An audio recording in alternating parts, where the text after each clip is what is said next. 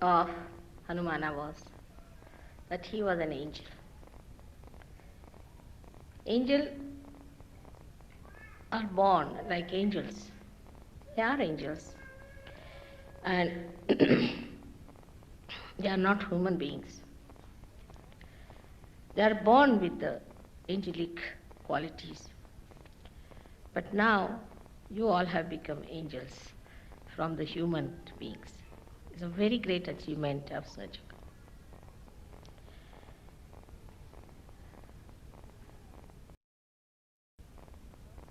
The qualities that are born with the angels are seen from their very childhood.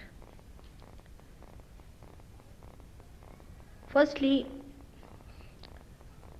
they are not afraid of untruth, falsehood. They are not worried as to what people will say to them, on what they will lose in life. To them, truth is their life. They breathe truth. And nothing else matters with them. This is the first great quality of an angel. They will go to any extent to establish truth, to protect, and to protect the people who are in truth. It's such a wide range of these angels all over. So in the left side we have Ganas, on the right side we have angels, and translated in Sanskrit language or in any Indian language as Devdut, means they are the ambassadors of gods. So now you are the same. You are all angels now. Only thing, you are not aware that you are angels while they were aware from their childhood. If you know that you are angels, all your qualities will start shining through. And you'll be amazed that the quality of standing by the truth at any cost is so easily managed for you, because you have been given the right. You have been given the special blessings, the special protection from the divine, that if you stand for the right, and if you stand for the righteous, and if you stand for the truth, all kinds of help to protect you will be given. Angels are aware of this. They are sure of it. They are certain. There's a certainty about it. But you are not. You still sometimes think maybe, may not be. Same style. Goes on. But believe me, you are angels. You have all the powers, and what rights you have. Human beings cannot get over you. That's the speciality of angels, not of saints. Saint could be maneuvered. They could be tortured. They could be troubled. Incarnations may do the same. Incarnations accept it.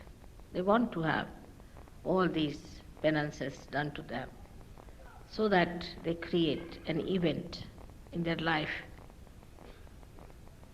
to express themselves in a more dynamic way.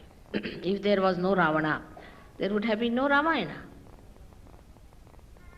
If there was no Kansa, there would have been no Krishna. So the incarnations take upon themselves the problems and also the fight with the evil. So it looks sometimes that we feel that they suffer. but they don't. But the angels are a special category. They don't take up any problems upon themselves, they just solve them. If there's a problem, it's the angels who solve for the saints as well as for the incarnations. And they are to be told sometimes that don't jump in just now. We are working out on the stage now. You will jump when we'll ask you. They are ready, standing at the door, just to jump in. So anxious. And there are fixed quantities. You can rely on them completely. For example, Shri Hanumana, as you know him as an angel, has great capacities, great powers, and it is his right to use them. And he is very aware of it. He does everything very amusingly, uses his powers very amusingly. Like he burnt the whole of Lanka, and he was laughing at it. Then he extended his tail and put it round the necks of many Rakshasas, and he was just playing with them, and then flew in the air, and they all were dangling in the air. So it's a playfulness of the angels also, because they're so confident. They're absolutely aware, absolutely identified with their personality, with their powers, with themselves. Here the Sahajogis sometimes don't understand that I have made you into angels. I have not made you into saints, but angels. And you are always protected. I can only make angels, I can't make saints. Saints are made by their own effort. The effortlessness doing is like Ganesha, like Kartikeya, like Hanumana. The same way you are all made with the same style. So try to understand that what I say about you is the truth. Kinds of conditionings work even through you people, though you are saints. And you don't know how to spread your wings. Still, sometimes I feel that the rebirth has taken place and they have all become like angels with wings. But as little birds, they still have to learn how to fly. But you must gain your confidence by your experiences which you have in Sahaja. As you were singing yesterday, miracles every day, miracles around you. These are done by the angels, and they try to convince you that you are one of us. Just join our company. So we have so many angels now sitting here. And why should not we think of transforming this world? And there's one more thing that you have other than the angels, because angels do not raise the Kundalini. They cannot. They are not bothered about it. They are there to kill, to burn, to suppress, to remove all the evil people around you. But they cannot transform. Angels cannot transform. So you have a greater right than they have in the realm of God, that you can raise the Kundalini of people and you can give realization. But human conditionings are still sticking on. For example, I wore a ring the other day, and then my daughter started teasing me that, now, you must only show this finger all the time to people so that they see your ring. So, in the mundane human life, whatever we have, possessions, maybe powers, you see. For example, somebody is a man with some position, immediately you can make it out with his nose and lips the way they are turned upward.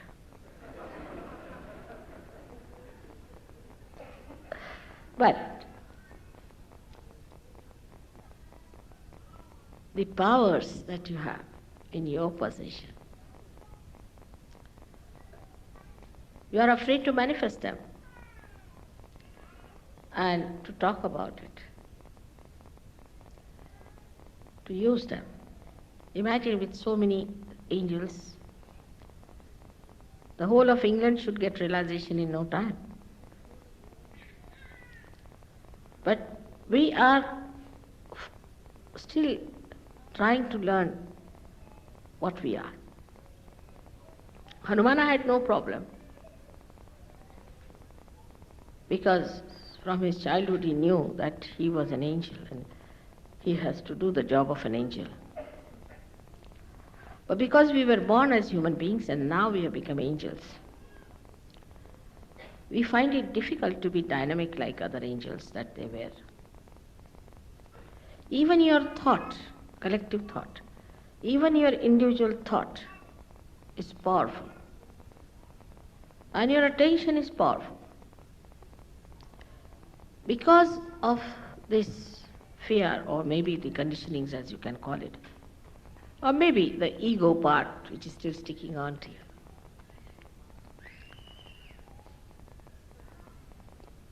you still hang around false things. And that force, that dynamism is not expressed. We can blame anything, like we can blame lethargy to some country, ego to some country, but now you have lost your countries completely. Now you have entered into the kingdom of God. You are in a country which has no bounds, which has no limitations. And then all these conditionings that are still lingering in you shouldn't bother you at all and shouldn't upset you or deter you from doing whatever is your job. Now imagine Hanumana as Gabriel had to go and tell Maria that there's a child which is the incarnation. The Savior is going to be born to you. She was a young virgin. To break such a news, which was horrible compared to the conditionings of those days, he did it. I have to do it, so I'll do it. If that's the order, I'll do it. Because he knew that the carrying out of the order is his nature, is built within him, and he's not going to doubt it. He's not going to wait, but just told and he does it. So a great understanding has to be within us that we are growing within ourselves. But if we do not manifest, if we do not show our qualities, and if we do not express it in our life, in our doing, in our object, in the meaning of our life, then Sahaja Yoga is not going to spread, nor is it going to help you much.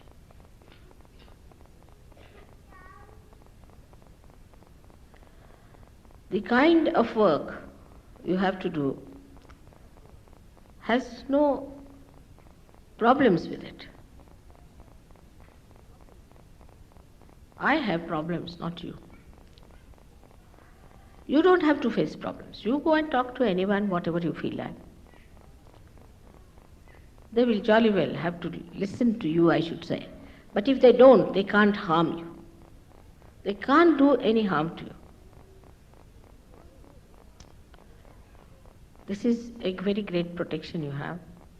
They cannot hinder your work. Coming to Sahaja Yoga is not what we have gained, what we have got. See, there are people who say, we have done so much for Sahaja Yoga.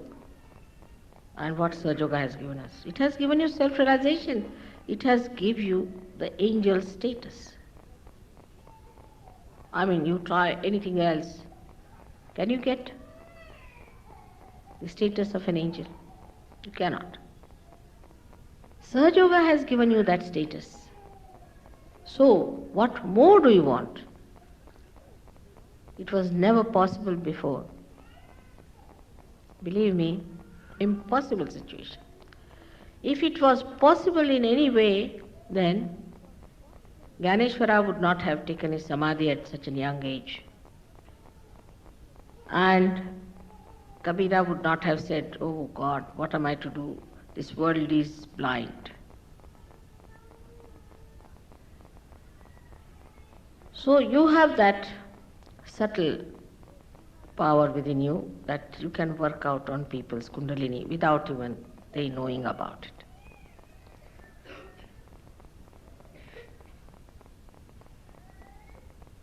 But in meditation, when you sit down, you must admit to yourself, I am an angel. And as being an angel, I have no attachments with anything else but with God's work. Attachments are so many still in Sahaja Yoga, I have seen it. People have like attachments to now, because they are married, so they are attached to wives.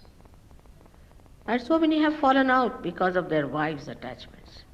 Then they have attachments to their children. And so many will fall out if they have attachments to their children. As I told you yesterday, that all the children of the world who are Sahaja Yogis are your children. You are the parents of all the children. It's not that if your child is sleeping, you cover that child. No, you cover all the children. You have to look after all the children which are lying down. Can you think of Hanumana if he was here and when the children were sleeping, it would just cover the body of one child? Because he is a universal being. So every child has to be loved the same way, cared for by you. Then there are other attachments like possessions, positions, jobs. I have none, so I don't know what other I have.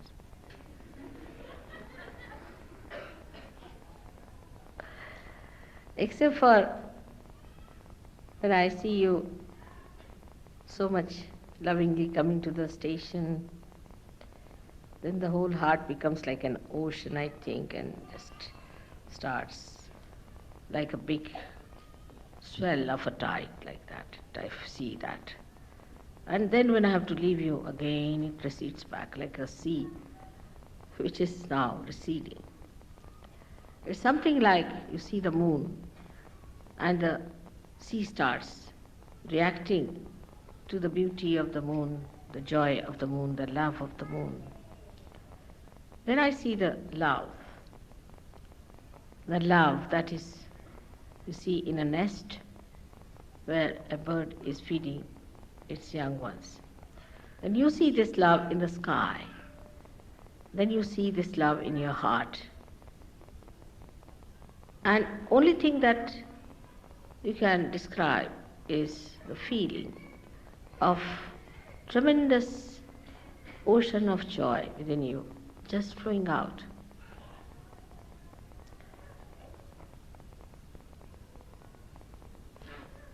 The attachments do not give you capacity to enjoy that ocean. If you are standing on the shore, how will you enjoy the ocean? You have to jump into it.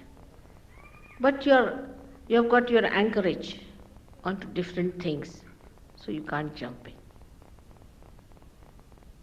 And you are so safe. You know how to swim, you know how to kill a shark. Even one sight of yours is sufficient. But because you are not aware, it is not acting. Absolutely, this is the case. I have seen people who get small positions in life and they start boasting about it. I met this and this man, I met that and that man, and this happened and that happened. So you feel like laughing at the person, But you have met Sahaja Yoga, by which you have grown, you have been nourished, you have become so great. With all this, we have to follow the line of Hanumana. He thought the sun is very egoistical, trying to burn people, sometimes it gives too much heat. And the sun worshippers also are egoistical. They have so much ego in them. Any word, if you say wrong in their language or in their custom, say you hold the fork in a wrong hand, finished. You are the worst person in the whole world, committed the greatest sin. All such small, stupid ideas come out of a very depraved ego. Ego is so depraved. When you start thinking no end of yourself, that I am everything, and I know everything, and this custom is the best, or that carpet is the best, I don't like. Well, who are you? Who asked you to like it or not to like it? I don't like this, I don't like that. On the other side, the egoist always becomes slaves also. I must say that after going through the countries which are following certain norms, which are dictations of the ego, like an artist now, for example. An artist produces something for his joy, but he must be criticized by everyone. The criticism should be, I don't like this color is no good, that is not. And you have professionals who do this. They don't know how to even draw one pencil line properly. Leave alone painting anything. But immediately they say, I think this is, you see, this. They have made books out of it. Theses and theories. I mean, art has something to do with your heart and not with your brain. That's how you have killed so many artists. And everybody who is painting has to think what people will say about this. But as a result of that, something absolutely absurd grows without any subtle expression is today appreciated. This is because of our ego, which has suppressed every proper, spontaneous, living growth of our thought, of our art, and of our life. I think it's worse than all the contamination we talk about or ecological problems. It's the human mind which has produced these suffocating areas where nobody can express anything.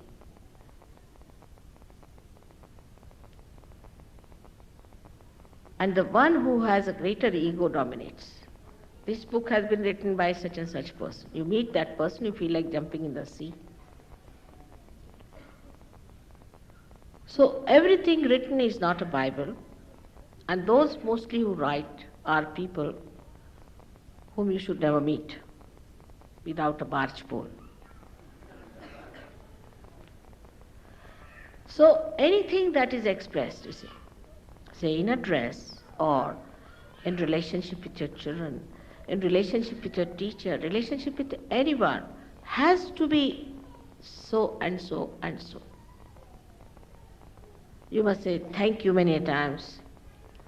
You must say sorry many a times. So we are so much curbed into artificial expressions that I think after some time there will be no art produced. There is no exuberance. They cannot, they are afraid. I don't know if you have noticed this or not. But those who go to see any museum or go to see any exhibition, anything, think all of them to be great, some divine personalities, that they can judge everyone. Through the agya that we judge, that is what Hanumana wanted to eat once for all. There's a movement of the agya which goes right and left, you see, which makes us express our so-called nonsensical personality of a ego. Is the one that he tried to control and eat it off. As I eat bhoots, perhaps he was eating this sun. But for an angel, it is important to know that there is no ego within you. There are some Sahaja-yogis who say, Mother, I didn't want to do too much of Sahaja-yoga work because my ego will come up. Many. I don't want my ego to express it. But why do you want your ego to be destroyed? For what? For Sahaja-yoga work, isn't it? What a vicious circle it is. That we say that we want to keep ourselves in the background because our ego should not develop. You are just thinking about yourself. What about Sahaja-yoga?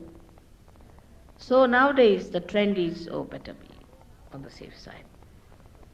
Because they have seen some people who were very egoistical, who were very dashing about Sahaja-yoga, who tried to show off, had to fall. So the another trend has started, I feel, in Sahaja-yoga, that better be on the safe, you see. Between these two, Sahaja-yoga will be lost. So if you know you are angels, you will have no ego. Anybody who knows that is his nature to do something. Like today my husband was praising me, saying that it is you who has done it. I said, not me, it's not me. I said, how do you say it? It's not true. Because I said it is innately built in them, a seed. If it is planted in the Mother Earth, then it sprouts. In the same way, they have innately built within them their kundalini, it sprouts. So how is it I have done? But he said, but the Mother Earth has done it. I said, no. It's the quality in Mother Earth which is built in has done it.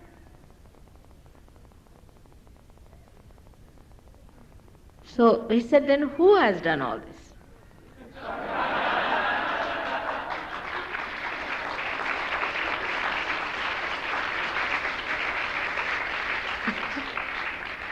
So I said, it's done by Adi Shakti, agreed. But Sahaja-yoga is not done by Adi Shakti. She has created these powers in everyone which works out. But Sahaja-yoga is not. Sahaja-yoga works through the innate qualities that are in the Mother Earth and that are in the seed. So I am here as, not as Adi Shakti. I am here as their mother, as their holy mother. And as Holy Mother, I have guided them. You can say, I am like the Mother Earth who sprouts the seeds. So that another detachment can come in into you.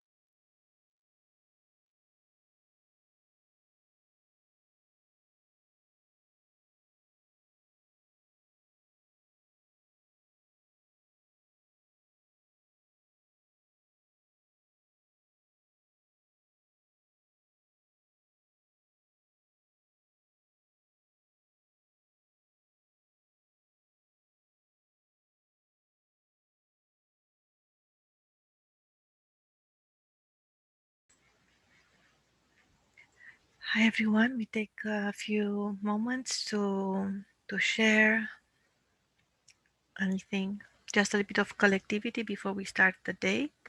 Thank you.